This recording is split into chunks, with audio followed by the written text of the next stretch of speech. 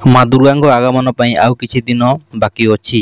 ନବରାତ୍ରି 15 ଅକ୍ଟୋବରରୁ ଆରମ୍ଭ ହେବାକୁ ଯାଉଛି, ଯେଉଁଥିରେ 9 ଦିନ ମାତା ଦେବୀଙ୍କୁ ପୂଜା କରାଯିବ। କିନ୍ତୁ ଏଥର ପୂଜା ବର୍ଷରେ ଭିଜିବାର ସମ୍ଭାବନା ରହିଛି। ଲଘୁଚାପ ନେଇ ପାଣିପାଗ ବିଭାଗ ପକ୍ଷରୁ ଅଧିକ ଅପଡେଟ୍ ଦିଆଯିବ।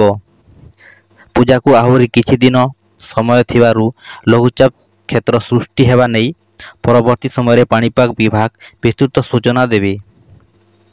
ଓଡ଼ିଶାର ସହର ଅବସ୍ଥା ନ କହିବା ଭଲ। ଏହାରି ଭିତରେ ଚିନ୍ତା ବଢ଼ାଉଛି ଆଞ୍ଚଳିକ ପାଣିପାଗ ବିଭାଗ କେନ୍ଦ୍ରର ପୂର୍ବାନୁମାନ।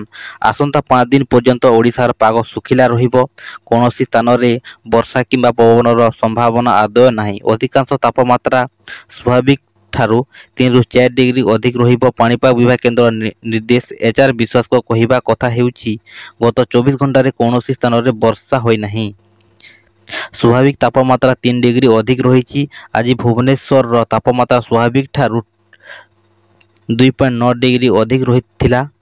ଆସନ୍ତା 5 ଦିନ ଯାଏ ସର୍ବାଧିକ ଓ ସର୍ବନିମ୍ନ ତାପମାତ୍ରା ଉପରେ କୌଣସି ପରିବର୍ତ୍ତନ ହେବାର ସମ୍ଭାବନା ନାହିଁ।